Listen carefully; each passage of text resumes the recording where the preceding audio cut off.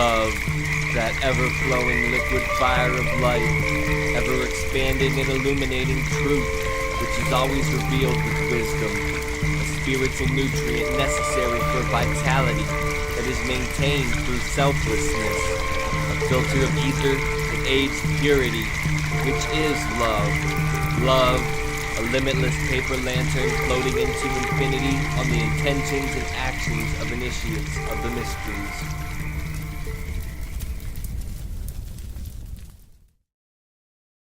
All right, welcome everybody. We have a special guest with us today. We have Cali Jean Blake. Hello. How you doing, Cali? How are you doing? I'm doing very, very well. Excited. Oh, awesome. Yeah, as I told you, I was like every emotion today, so that's how I'm doing. I'm train wreck, but I'm surviving. So, yeah. The most beautiful, entertaining train wreck, right? Yeah.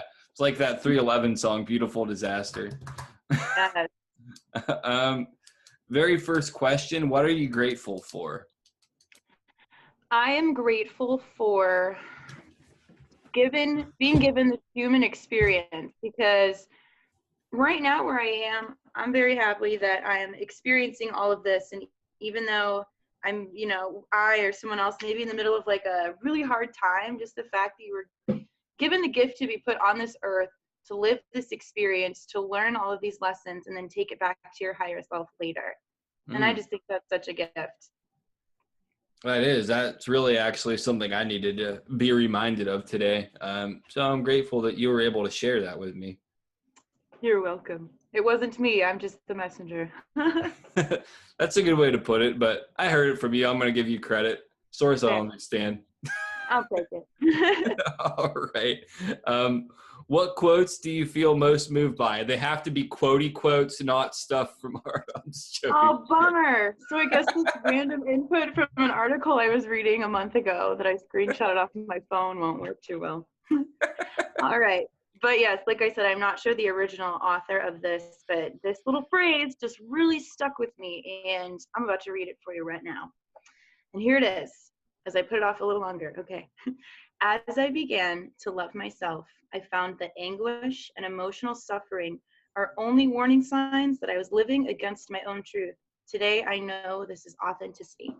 That's very beautiful. I really like it. Yes. I was like, love it. Do you have one more? I could make up a quote for myself, and then that could be quoted for future generations. There you go. Yeah, we'll do the trickle-down effect. You'll start a movement with your quote. Virtual quotes. Here we go.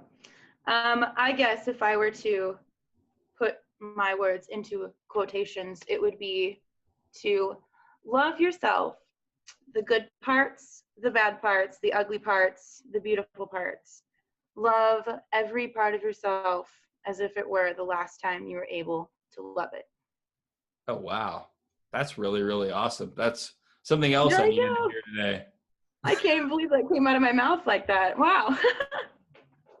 That was perfect. I might even have to put that on a quote card. Oh, I knew it would happen. Yes. See, you're already going to be quoted. You're one step closer to being famous. I'll take it. It's like I'm the arbiter of fame. Like if I put you on a quote card, you're going places now. I won't forget you, Ross. I won't forget you. Can you explain who you are and what you do? On a physical level, or more of like an emotional level? On whatever level you feel compelled to. You can do both, or take a different direction. So physically, I am an artist. I am a lover. I am just a light. Emotionally, I try to be probably a little more than I should. I try to be a sponge for other people's emotions, which I am now learning that as beautiful as a gift that may be, it is going to drag you down in the long run. And so my goal is to eventually learn how to deal with being able to kind of channel other people's emotions away from them in a healthy way that isn't going to bring me down, but it's also going to like bring me and humanity and the rest of this existence up. I dig it. Did that make sense, or was that just like a big like No, I get word it. cloud? No, I get it. Okay. I like speak and think in riddles and like giant jumbles of stuff, and I think that was very clear. So I get it. Perfect. Did you feel like you were different than others as a kid? Oh wow, I'm glad you asked this question. Like not in a in the most humble way possible. I've always felt a little different. Yes, I have always been kind of to the beat of my own drum, and I always was very imaginative as a little girl. I would always like be daydreaming or thinking about something and this and that, and not paying attention to what I was doing. But I always like just had a knowing in myself that I was going to like be doing something really big someday, and something that's going to like really, really help and make a really big impact on people in their lives. And we're still seeing how that's going, but I think one person at a time, I'm lighting up the world just a little bit, you know? Yeah, Trying definitely. to. There you go. I mean, and on this too, I mean, obviously I don't have like a massive audience, but you are going to reach people, and some of your experiences will hit ears that you wouldn't have been able to before. So you can have that whole ripple effect where you say something that resonates with somebody on here, it touches somebody else, and then off into infinity goes the silent legacy of Cali Jean Blake. Yes, there it goes. That Off sounds into like sunset. sounds like a bandit almost. I know, right? I like it.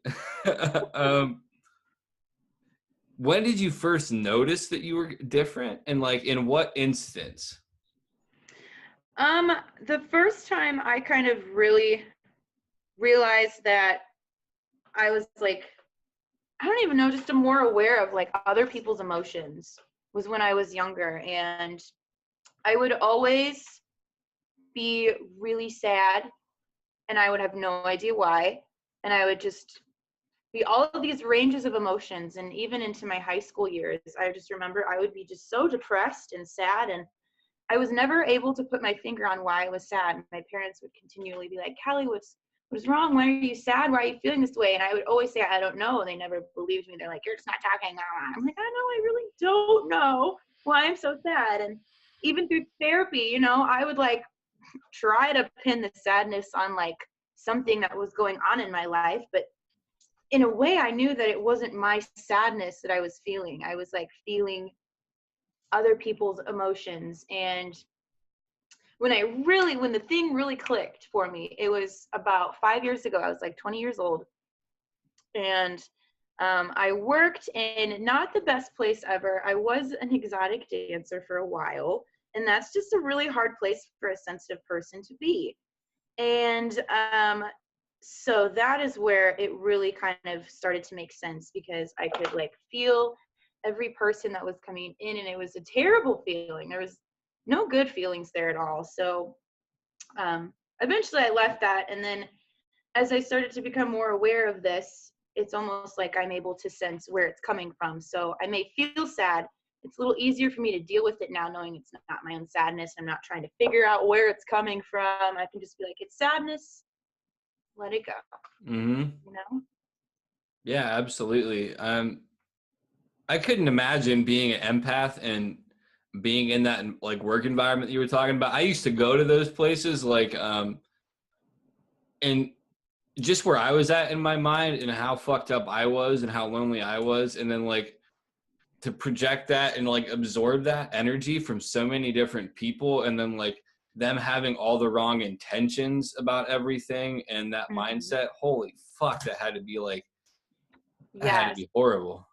It was a really terrible time. And, you know, that was a time where I really wasn't quite 100% sure of like how to deal. And, you know, there was some substance abuse at that time in my life because I wasn't sure how to deal with all these emotions. I didn't even know where they were coming from. So it was just generally a very unhealthy emotional time in my life. But if I didn't have that time, I also wouldn't be here right now where I am. Absolutely. Yeah, you need shit and storms for flowers to grow. So true. Not the most eloquent quote I've come up with, but it's probably the most real one. Card and set it out to the internet. I like that. Do you have any odd experiences you are willing to discuss? Yes. I actually have been really very intrigued when you brought up that whole psychosis thing. And I don't know, I've been thinking about it, and I really wouldn't mind sharing my situation on here because it was a very profound experience. And I don't know, maybe it's a little earlier than you thought, but I'm ready to go ahead and just talk about that, if that's cool. Yeah, absolutely. Go right ahead. Yeah. So I'm a typically healthy person, I would say. I don't really have any history of mental illness or anything in my family. And but a couple years ago, I was diagnosed with epilepsy, and I would like drop to the floor, have violent convulsions, pee my pants, the whole nine yards. It was, a big situation.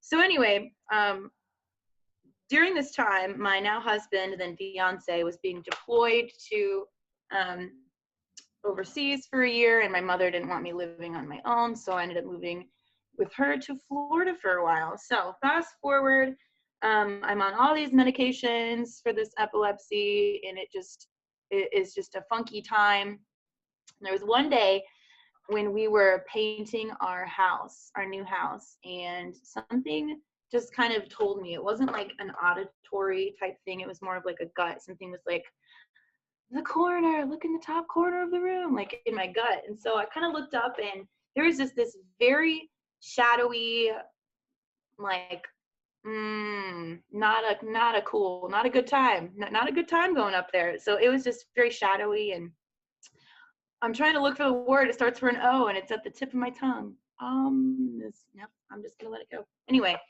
was not having that. I was terrified. I bolted out of the house, basically ran like halfway down the street before my mom and her boyfriend were able to catch up with me and be like, what the fuck's your problem? What's wrong with you? Are you okay? Like, and I would not go back in that house, not at all. And at this point, this is where things kind of get a little fuzzy for me. So I don't remember this at all. This is all based on what my mom told me what happened. So anyway, later that night, we're at my aunt's house. She's our next door neighbor. We're eating dinner there because I wouldn't go back in our old house. And as we're eating dinner, my mom said I was like swatting at my food as if there were bugs flying around. And I then excused myself to go to the bathroom. And I guess I was in there for a while. So she came in and said I was like picking at my skin, saying there were bugs under my skin and trying to pick them out from under my skin. She also said that my eyes were completely dilated, like no iris at all, just completely black. And she said she tried to wrestle me, but I like apparently was like had some superhuman strength and everything, but she was terrified, like any mother probably would be walking into that on a mostly healthy child. So she called an ambulance, and 3 EMT guys came out, and they came in. Apparently I started freaking out and like throwing things at them and like trying to climb up the walls and like just basically trying to get away. And they had to call in 2 more guys to try and restrain me because apparently I was just so strong. And I'm like, I'm not that big. I'm maybe like 130 pounds for those of you who can't see. So it's not like, I'm much to wrestle with. But anyway, they got me to this hospital, and apparently I was telling the doctor that I could like see all these colors and that I knew why everything happened in the entire world, and I knew why everything is the way it was, and I could see connections and all these weird things, and like any doctor would. He Baker acted me for 3 days, and after that, anyway, I had to go to this home, and to make things worse, someone, I guess, in the hospital dropped the ball and misput in our insurance, so it came back they didn't have any insurance. So I ended up going to this like state-funded like mental rehab home. It was so scary. Nobody believed that I had epilepsy. I kept having seizures. Like, I just kept feeling like I was never going to leave that place. And I was trying to explain to the doctors, like, listen, I have epilepsy. I have no idea why I'm here. Can you please help me? I need my medicine. And nobody would listen to me. They just treated me like I was a crazy, crazy person. So anyway, I guess I continued to have enough seizures, and they were finally like, maybe she should be in a hospital. So they finally transferred me back to the hospital that I was originally brought to finish out my Baker Act. And as the social worker came in to kind of talk to me, this is something I will never forget, but I told her everything that I remembered and everything that, you know, had happened, because I talked to my mom like right before I talked to the social worker. She kind of told me I lost my mind and everything. So, but this social worker, she looks at me and she says, sometimes people are afraid of the truth and want to lock it away because they're afraid of it. And she said, don't ever let anyone lock you away. And I can hear her saying that in my head to this day. And I was never able to find out who she was. I don't know. I guess they said she transferred to a hospital, and I was never able to find her or thank her. So, But that's my weird, miraculous experience about a psychosis that may have brought upon a spiritual awakening. So, and ever since then, things have just been very, I don't know, I'm just more susceptible to things that people may not be as open to, I guess you could say. Yeah, there's a lot of similarities between our stories and experiences. Like, I definitely had a thing where I felt like bugs were like crawling on me. At one point, I felt like bugs were inside me. And as far as somebody like acknowledging something, there was this woman who I always perceived as a witch she lived in the same apartment complex as me when I lived in California. And after I got out of the psych ward,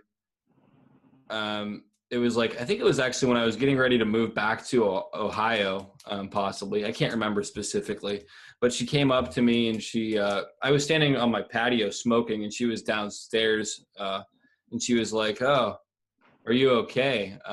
Somebody took something from you and they've caused you like great harm. And it was like really weird because I wasn't like displaying anything that I could think of that would like give that off. And then she kind of was like, you need to learn to trust your gut, listen to your gut more. And I was like, wow, this is really trippy. And she was like, life is one big strange trip. And there's like more to that thing, but like I can't explain it in a logical way. But it was like, it's hard, isn't it? This lady was like, it was like all reality kind of stopped and was flowing into that one moment. And like this lady just confirmed my whole experience as it being valid. There was also like a lot of invalid stuff in the experience. It's so hard to like I'm sure that you get it, but like I don't think other people can. It's one of those things I know.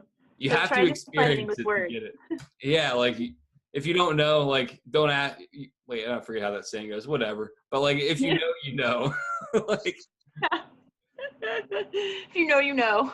For anybody who wants to understand what we're talking about, go psychotic and then have somebody like have someone like tell you about it later. And for the record, I don't advocate going psychotic. We're trying to do things that make you psychotic. No, definitely don't. People don't take well to that. Yeah, it's definitely true. It's interesting to me too. Like, July 22nd of this year was 5 years from when I went psychotic, or around that or so. And it's funny because I never thought I would really be able to talk to it about people. And now here I am kind of laughing about my own experience with it because I'm in a position. And it's like, I don't think psychosis is funny because it's really hard for people to get through from my own personal experience. But it's cool to be in a place with it where it's like, oh, that happened. Yeah. That is so crazy. Yeah.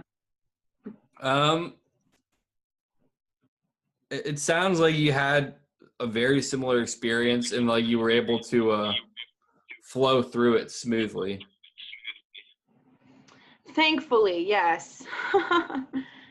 Thankfully, it It was definitely something. And, you know, to this day, I don't expect my family members to understand how I feel, but it does hurt a little bit because to this day, my mom still thinks that I was on like some kind of drugs. And I was like, Mom, I was a vegetable. I had epilepsy. I couldn't drive. Like I was a mom. Like there was no way for me to get drugs like that. So I don't know. I think that my mom just she's having a hard time maybe accepting like the fact that that could have actually happened to somebody's mind just for a spiritual purpose, because somebody was shaking me like, wake up, look at this world the way it is. You are this. You are nothing else. Be this.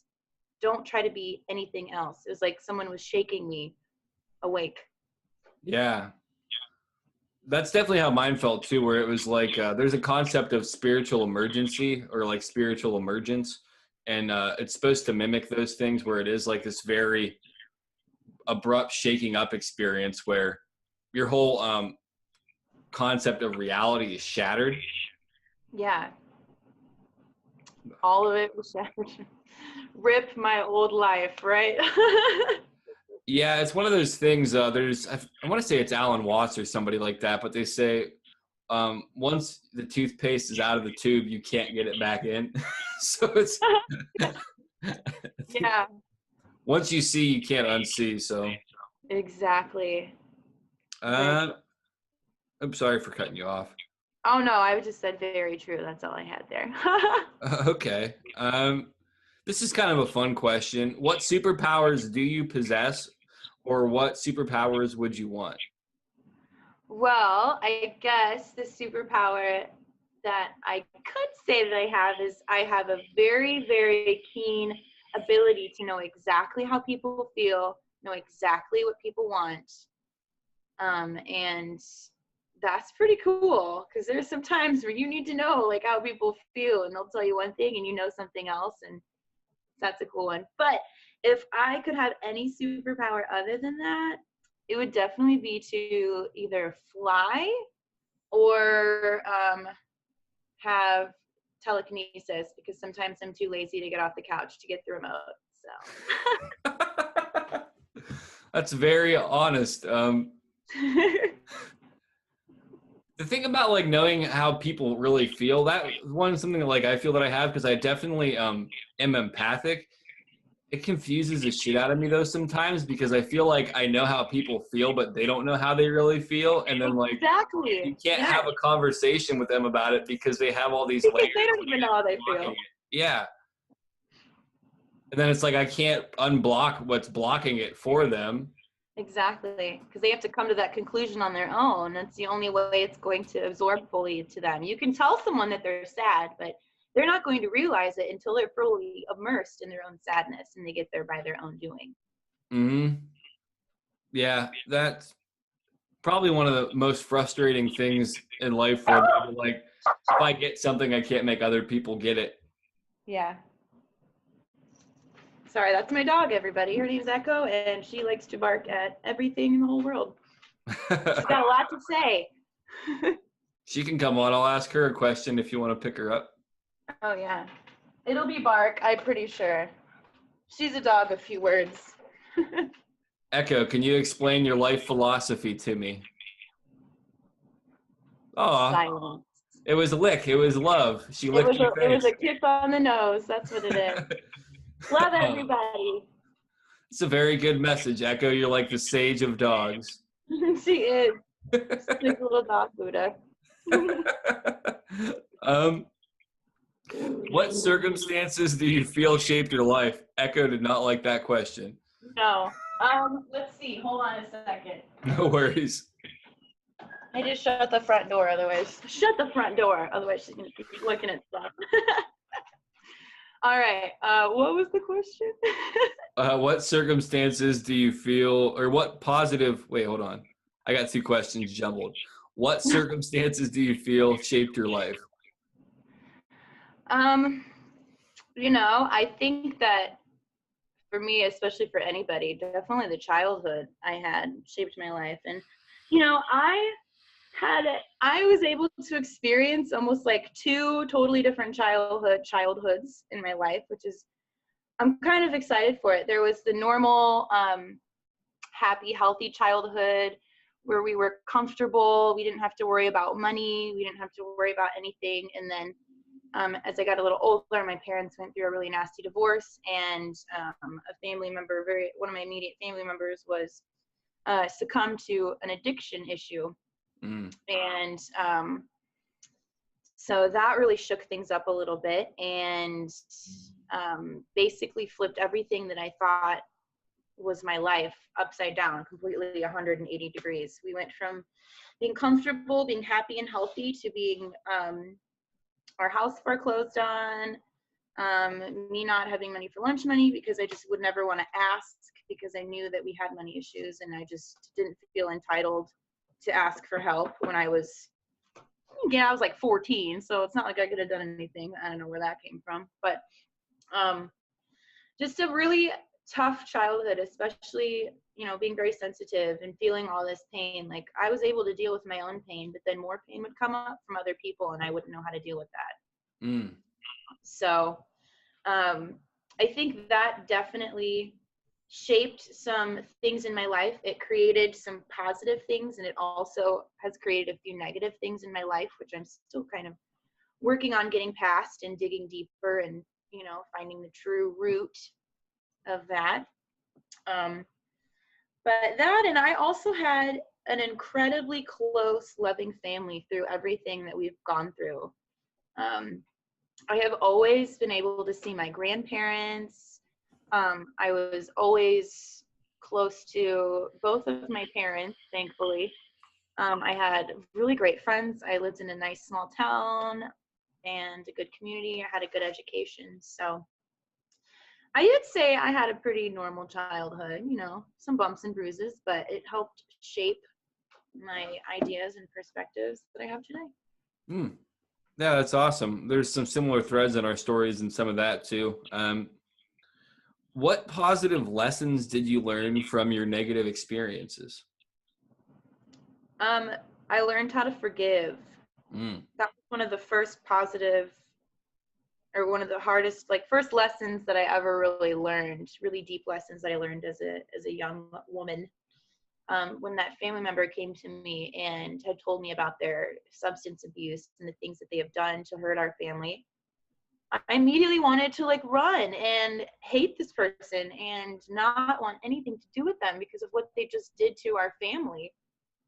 But in the end, I learned that you need to forgive. It doesn't matter how bad something seems and how bad something seems that someone can do, you still need to forgive them, and you need to love, because when you don't forgive people, you not only create more problems in your life, but you create a tension in their life as well. And they have to wrestle with the idea that you're not going to forgive them. And that sometimes can be a really tough thing. So forgiveness is a very, very good thing that I have learned. And patience, lots of that. So both of those things are making me tear up a little bit right now because of the situation with my friend. I kind of see, yes. And that's okay. Let it out, feel it, let it flow. Yeah, it's definitely something where I still have to make it right, I guess, for my part in the situation, which was pretty much the bulk of the situation, but it is what it is. Yeah, patience is something that I really struggle with. I really want to hurry up and be patient. Hurry up and be patient. You can have some of my patience. I have plenty. Well, thank you. I don't want to take your patience, though. You're too giving. Hold on to that patience. It's an asset. Don't squander it on me. I got to grow my own. Fair enough. That is true. That is true. I appreciate it, though. What songs or bands have lyrics that most resonate with you at this moment? Ooh, at this moment? Lately, you're going to laugh your booty off at this one, but I have been listening to a lot of Enya. I don't know if anyone knows who that is, but I'm pretty sure she's Celtic. I don't know, but it's the music my mom used to listen to when she was cooking. And there's this song that she sings called Paint the Sky with Stars. And I have just been really listening to that song. And then there's another song that has really resonated with me. I am going to freeze my face again so I can find who sings it, but it is a beautiful song. Okay. It is called Let's Be Happy, and I'm going to find it for you here in just a second so I can tell you who sings it. But it is just the most lighthearted. It's just that. It's like, let's be happy. Why not be happy? And I just am in love with that song. It is beautiful. Here we go. I'm going to find it. Okay, it is Fire Chief Charlie, called Let's Be Happy. Fire Chief Charlie? Yeah. I've never even heard of that. It's a very interesting name. Yeah, I guess it's like it's either they're starting off or it just didn't take off. I don't know why, because this song was like, I played it for a week straight and I never got sick of it. Enya makes me think of like one of the first romantic relationships I was in. This is back when people would like make mix CDs and stuff. Oh, yes. Mix CDs. Those were the days. The girl I was dating at the time put Enya on there, and it was like that one song where it's like, who can say where your heart? Is that Enya? Yeah, that's Enya. I thought so. I actually remember like she broke up with me a couple days later. I was just like crying listening to that. Like, what happened? Why? Laugh. That's such a stereotypical breakup image. Like listening to Enya. I think it is for like women, but not for like a dude. I had like my UFO pants on. You remember UFO pants? Yeah. I had like UFOs on and like an independent hoodie, and I'm sitting there crying listening to Enya. Oh. It is.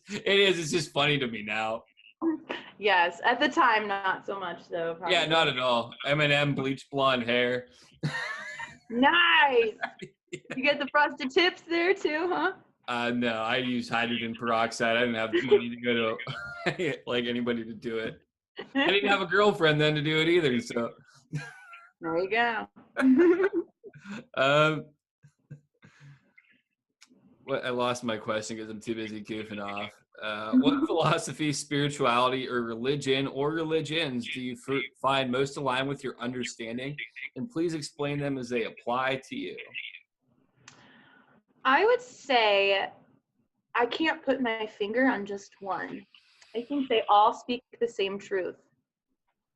I think it doesn't matter whether you are Buddhist, doesn't matter if you are Catholic or Christian or Baptist or Presbyterian or all the other Itarians out there or Ishtians. I think as long as you are living your life to make yourself happy and in turn are living your life to make people happy and better this existence as a whole, that is what's important. It doesn't matter. Church is not of this world. It's in your heart. And I think that's where a lot of issues come from today. I personally just got over my fear of like the Catholic God. I was raised very Catholic and went to CCD classes and had all the confirmations and all that jazz. And I carried a lot of fear of God into my adulthood, even knowing, as silly as it was, to be afraid of a big man in the sky who was going to like shoot me down with lightning if I did something bad. Like, it was still a fear in the back of my head. I'm like, I'm not a bad person, but I've done bad things. And if I don't, admit or forgiveness to these things, I'm going to go to a bad place. And I just have a really hard time thinking that a loving God who would create such a beautiful world and planet and all these people would send these people to a bad place just for being human and learning. And that's why I think I just had a really hard time with Catholicism. But there's also some good truth to it. There's some good meanings behind the stories in the Bible. And they all, some of them are a little out there, but who am I to say? I'm open-minded. I try not to put anything too down. But I would just say that I kind of flow in and out of all of them and just take them all for what they are, a lesson on how to love each other. Yeah, it's really, really beautiful. I can understand that. That's pretty much what my philosophy is too. Like, I want to say it's called omnism, where you believe there's truth in all religions, and it's like Yeah. my concept is like source energy, or whatever, is like this main thing, and you know how they have like those people that go out and collect coins at like Christmas. That's like what every other god of every other religion is like that, but they bring all the coins back to like the main hub. Does that make sense? You're like, look at all the coins I have. Yeah, that is like about coins, but it's about like that love or understanding. So, Yeah. or like prayers, like they collect all the prayers and attention, but they take it back to the main thing that isn't like anything. It's just like this nebulous whatever.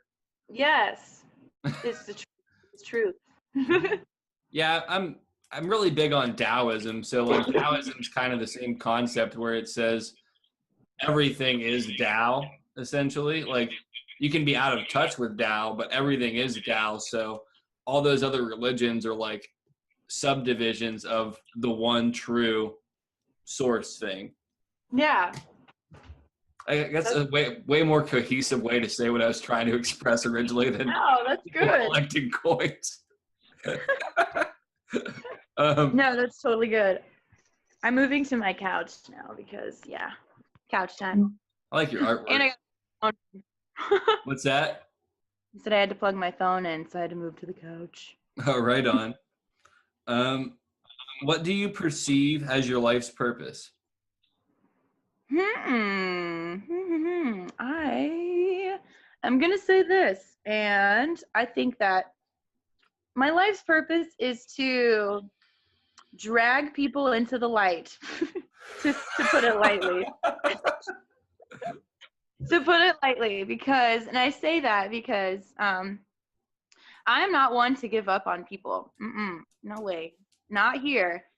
I want everyone to feel the love and the light in everything that this world and this universe has to offer. I want them to feel the beauty and experience all of these things. And I think my purpose is going to be to help people get there through either my artwork or just personality. I don't know how exactly I'm going to get there, but I think that's what I'm supposed to do. I vibe with that. I mean, for me, one of the things is I want to help people get in touch with their darkness too, because so many people are like afraid to actually work in that space and heal that space, where it's like, I'm like the gray dude in the middle of the door, basically. It's like, yeah, you can come in. Oh, you want to go here? Come on, I'll show you where your seat is. Like, Yeah. It's a really weird position to be in, but I have a lot of respect for anybody that wants to help people find alternative ways to deal with things and like get them outside of themselves in like a healthy way. And actually, maybe not get them outside of themselves, get them inside of themselves to where they can like start to pull out that rot that they've let be there and like remove all those ghosts of the past that are like echoing around in their soul. Yes, that's a good one. I'll show them the lightness, you can show them the darkness, and yeah, it'll be good. Like the yin and the yang. Yeah, absolutely. What do you perceive? I already asked you that question. I'm going to ask it twice. The question said I had to ask it twice. What do you need to do to feel that you are working towards your life's purpose? Can you repeat the question? Yep. What do you need to do to feel that you are working towards your life's purpose? Oh, what do I need to do to feel like I'm working towards my life's purpose? I need to paint. Sure. Painting is definitely my way of almost aligning myself and becoming with my higher self. So when I paint, I'm able to like almost download all these things that I need to know, which help bring me to where I need to be. So paint. And like I said before, also making a positive influence on people and in their lives. I feel like that's something that I need to do. I don't know why, but I just feel like that has to be something that needs to be done.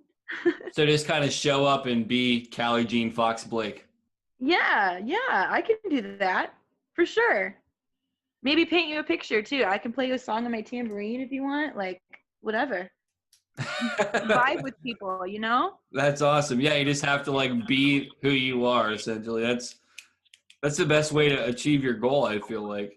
So many people think that like that life purpose is this big extravagant thing, and it's like I know that that's how I really felt, but it's like what if I accomplish that by simply doing what I love to do, and I don't put any pressure on like putting a watermark of it or just like anything like that, where it's like I can just be Ross Cessna and I can touch people by being authentic and not trying to touch people, just by like doing what I do and be like, yeah, it'll resonate with people. Some people won't like it, and other people won't even pay attention to it. Like so. Absolutely. Yes. The easiest way to a true purpose, I guess. Just be yourself. Be Absolutely. yourself.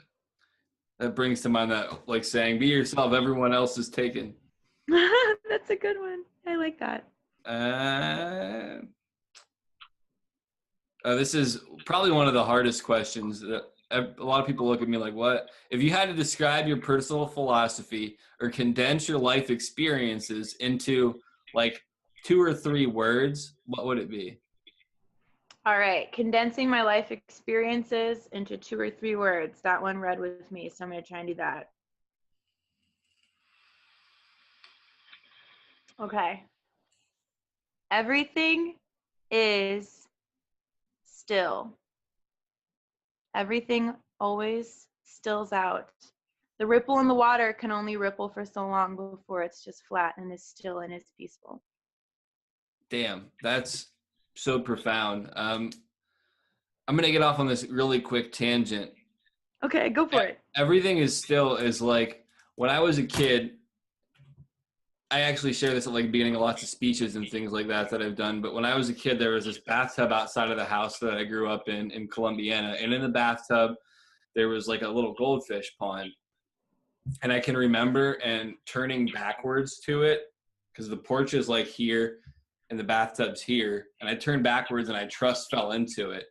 And like that turbulent impulsivity that created all those ripples is like such the analogy of my life. And then everything is still is like what I'm trying to achieve. I mean, even with everything I've been going through lately, it's still ripples, but like I would have gotten high, I would have gotten drunk, I would have done all sorts of destructive things to myself to like deal with the situation and make the ripples worse.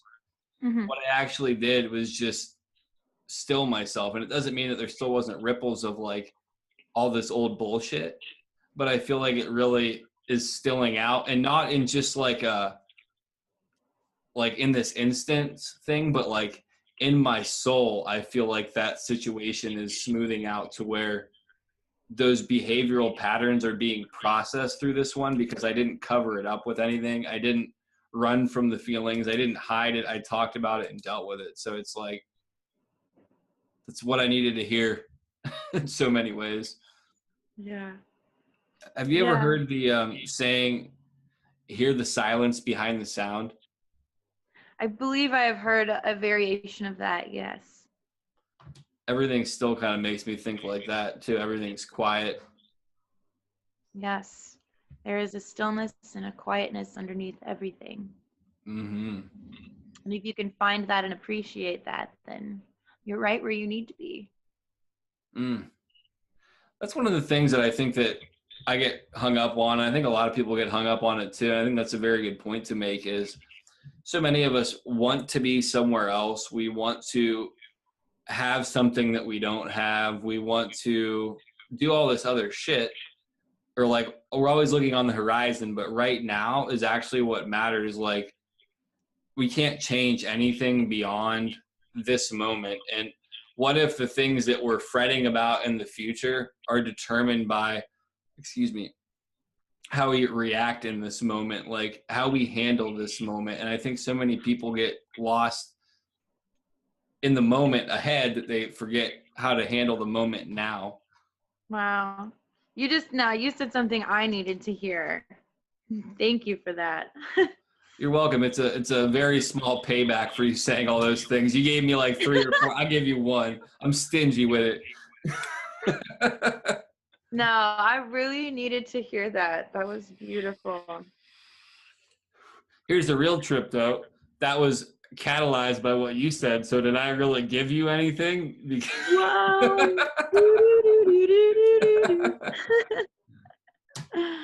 Oh, I know. It's so funny. We can always give our friends the best advice, but we can never take our own.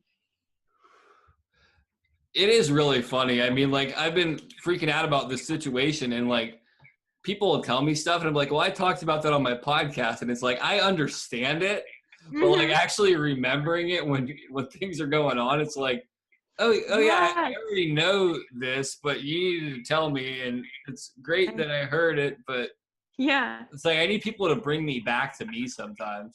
yes. You get so flustered in a moment, you're just like, I don't know what I want to talk about. What cheese? What? Help me. You know? So it's nice to have people pull you back and be like, hey, remember this place? Sit down here and just relax. If you want to talk about cheese, that would be Gouda. Oh, girl, I'm the cheese queen. I'm so bad. I tried to be vegan, but I'm like, cheese is too good. I can give up ice cream, but damn, I can't do the cheese. It's too hard. I wonder what vegan cheese would be like, because I know cheese is dairy, but there has to be like some kind of vegan. Vegan cheese is good, but it's not cheese. What is it made out of? No, like nuts and carrots and I don't know, magic. Magic. Unicorn tears and fairy tails or fairy whiskers. Wait, fairies don't have whiskers. Mermaid scales, you know, the whole 9 yards. Those are all sustainably harvested as fallen off scales. They're not taken off of them in a violent way. Of course not. Of course not. Who inspires you? I think I can't put my finger on one person that inspires me because literally every person that I come in contact to every day gives me some sort of inspiration. Humanity inspires me. There we go. How about that? That's awesome. I don't think that I've necessarily heard it articulated that way before, but I really like that you said it that way, because when you have like this limitless pool of inspiration, you're just going to keep on rising. Because I always go back to this analogy, and I'm sure people that listen get tired of hearing it, but it's like when you put your inspiration on these intangible people that are like so far removed from what your reality is, it really casts a shadow on you because you have no way of interacting with them. I shouldn't say no way, but it really minimizes you. But when you have this like local inspiration, it's attainable and sustainable and always present. Yes, that is very true. When your inspiration is limitless, the things that you can do are also limitless. Yeah, absolutely. I dig it. Is there anything else you want to talk about before I get to the last little doodad on our chat? Oh boy, I could just fall down the rabbit hole. For the sake of time, I think I'm good. I've gotten everything out that I mostly need to. Okay, awesome. Yeah, you can come back on sometime if you want to, and it'll be more of like I'd love to. a discussion and an interview. I'd love to. Awesome. I'd be honored. Okay, I've asked previous guests to end the show in their own fashion. You don't have to, but you can have the last word. The last words. Well, I would definitely say there are a lot of things and a lot of stimuli and a lot of ideas about how we should each live our life. And it can be a really confusing place out in this world. Trust me, I've been searching for my whole life to find what works for me. But when it comes down to it, try everything. Try everything, because you never know what's going to work for you. Like, for example, I don't know, I've been trying to figure out the best way to eat for me. I've been trying the paleo diet. I tried being vegan. I tried a juice cleanse. I tried vegetarian. And what works for best for me doesn't really fit into a specific box, I guess, a specific word box. So don't limit your life experiences to ones that are only in the English language. Make up your own words for your life experience, you know? Same thing with religions, like we talked about. Don't feel like you need to be put into a certain box. You can take a little bit from every box and make your own shape if you want to, you know? Don't believe. Don't follow. Do not consume. Do not watch. Largely what I'm talking about here is reclaiming experience. This is what's been taken from us. It's a self-advancing, self-expanding, self-defining process, and it takes no prisoners. The real world isn't a spiritual world, it isn't a material world, it isn't an empty world, it isn't a solid world. It's simply